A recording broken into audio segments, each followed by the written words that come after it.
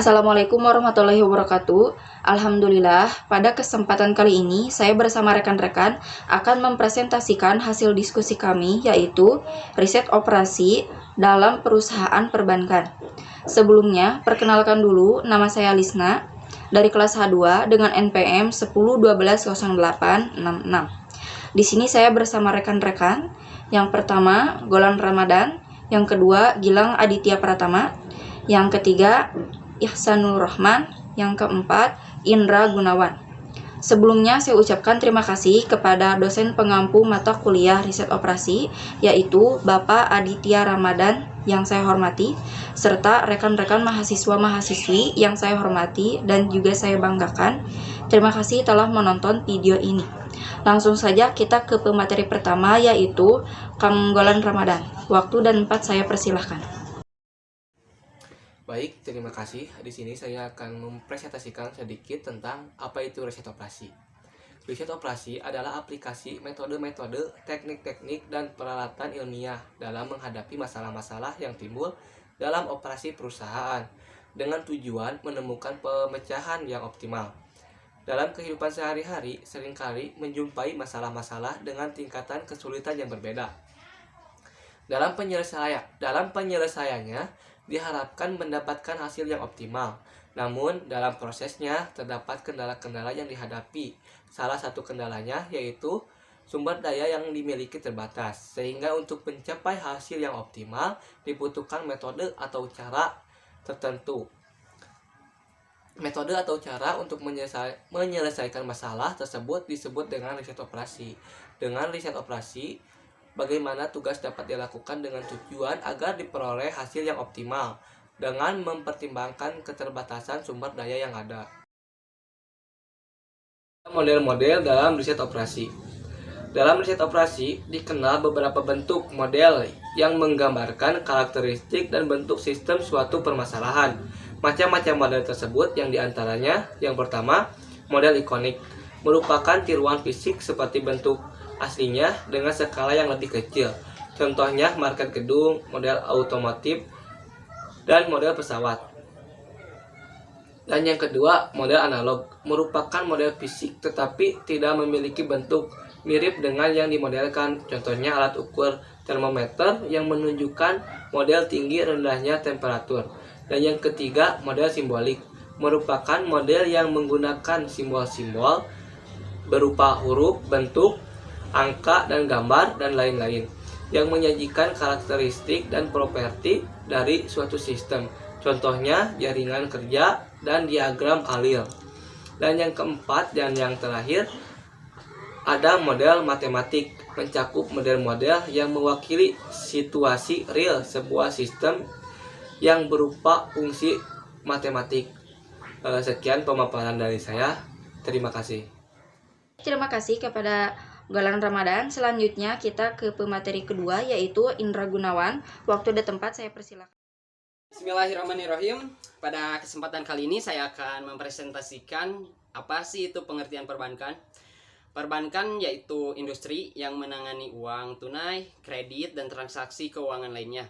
Perbankan didefinisikan sebagai kegiatan bisnis dalam menerima uang dan menjaga uang yang dimiliki oleh individu dan entitas lain, dan kemudian meminjamkan uang ini untuk melakukan kegiatan ekonomi seperti menghasilkan untung atau hanya sekedar menutupi biaya operasional.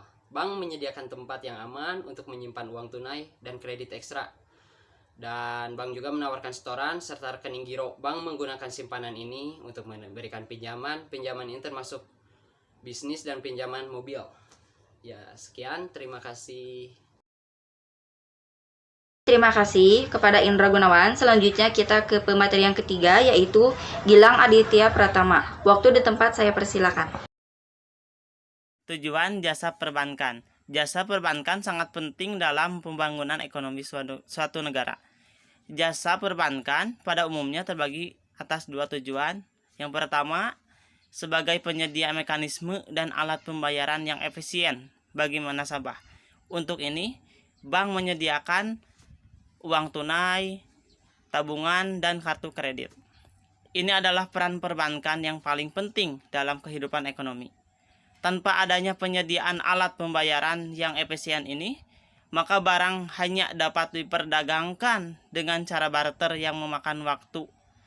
Kedua, dengan menerima tabungan dari nasabah dan meminjamkannya kepada pihak yang membutuhkan dana.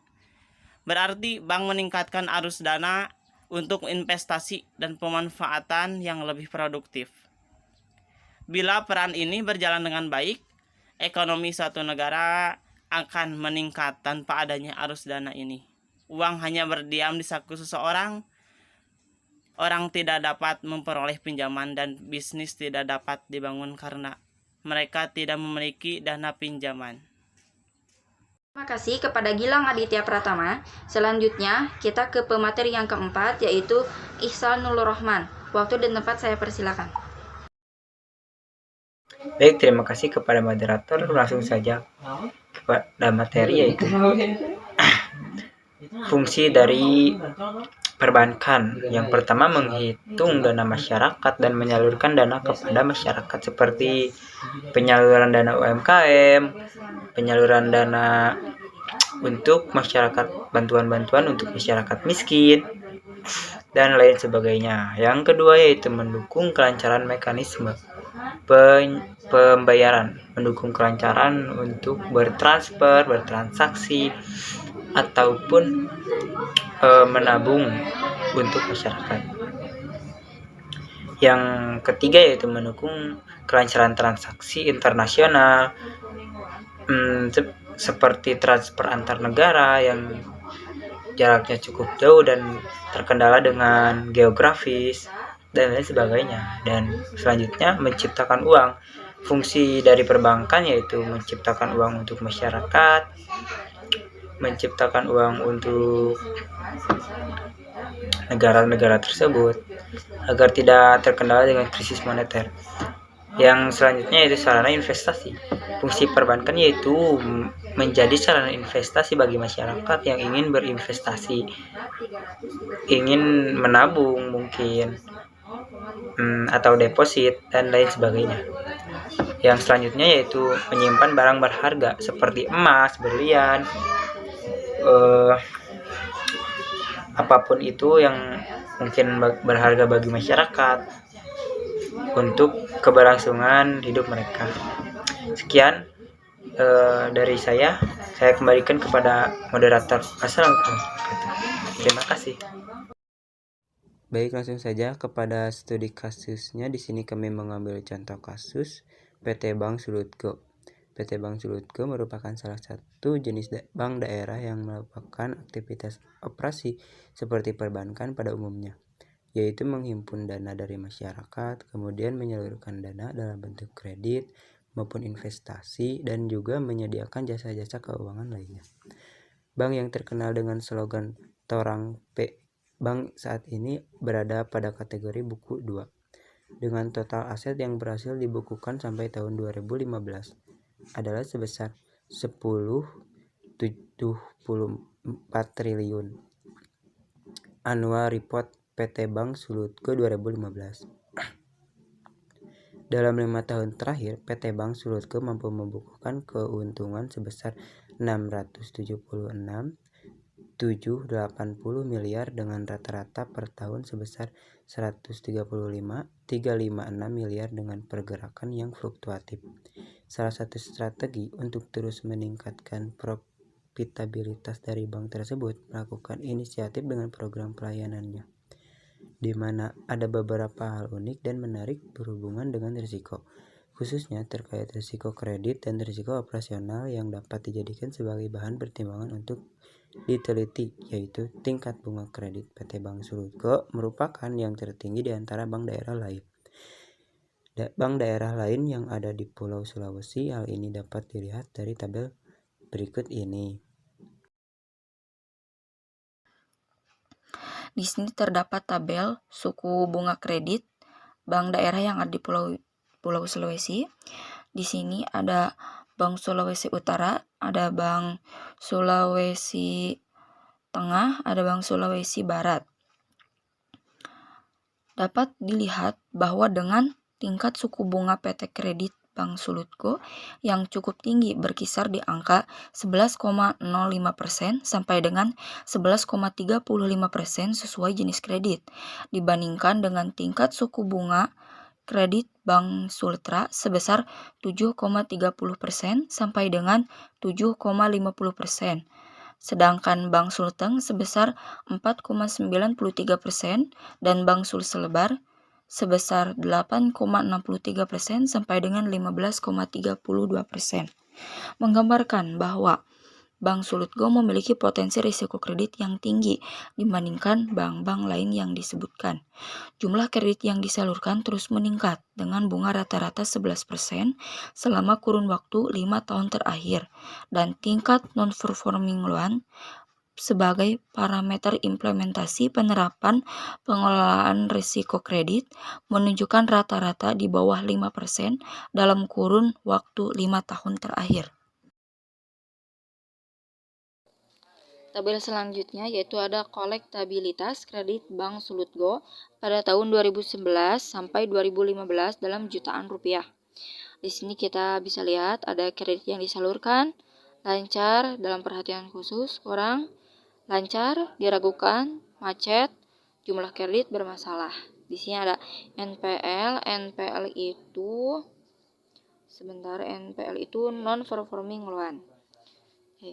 Data non-performing loan PT Bank Sulutgo menunjukkan jumlah penyaluran kredit yang meningkat dari tahun 2011 sebesar 3.595.181 dengan NPL sebesar 1,26% pada tahun 2012.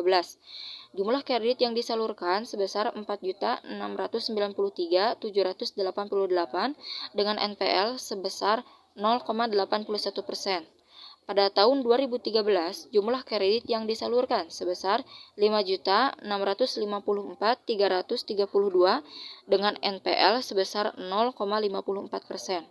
Pada tahun 2014, jumlah kredit yang disalurkan sebesar 7.399.978 dengan NPL sebesar 0,93%. Walaupun tingkat suku bunga kredit PT Bank Sulutgo yang tinggi tidak berdampak karena angka non-performing loan yang rendah, namun hasil audit dari Bank Pemeriksaan Keuangan pada tahun 2012 menunjukkan hal yang berbeda, di mana BPK menemukan 14 temuan pada Bank Sulutgo yang 3 diantaranya berkaitan dengan potensi risiko kredit, yaitu 1. Penyaluran kredit kepada pemerintah Kota Gorontalo dan pihak-pihak istimewa sebesar 9,36 miliar tidak sesuai ketentuan yang dipersyaratkan Bank Sentral. Yang kedua, penyelesaian kredit macet pada 4 kantor cabang Bank Sulut mengalami potensi kerugian minimal 8,76 miliar rupiah. Serta dan yang ketiga, pemberian kredit oleh kantor cabang Bank Sulut belum memperhatikan prinsip. Nah, ini dia kesimpulannya.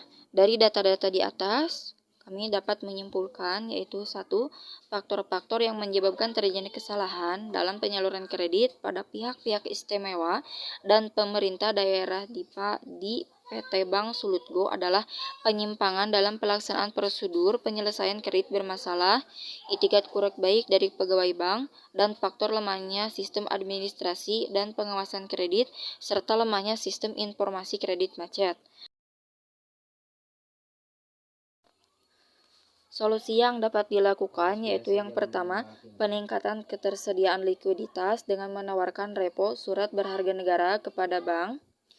Yang kedua, efisiensi pembayaran retail melalui perluasan layanan sistem keliling nasional Bank Indonesia diperkirakan dapat meningkatkan kecepatan perputaran uang. Selain itu, jumlah uang beredar dan permintaan domestik dapat terus bertambah. Dan yang ketiga, pengembangan pasar surat berharga komersial sebagai alternatif sumber pendanaan oleh korporasi diperkirakan dapat berdampak positif terhadap likuiditas perbankan. Jadi dapat disimpulkan bahwa riset operasi sangat berperan penting pada perusahaan perbankan. Kami berharap semoga materi ini disampaikan dengan baik dapat bermanfaat bagi kehidupan sehari-hari, dan juga rekan-rekan yang menonton video ini dapat memahaminya dengan baik. Kami mengucapkan banyak terima kasih kepada rekan-rekan yang telah menonton video ini, dan mohon maaf apabila banyak sekali kesalahan. Wassalamualaikum warahmatullahi wabarakatuh.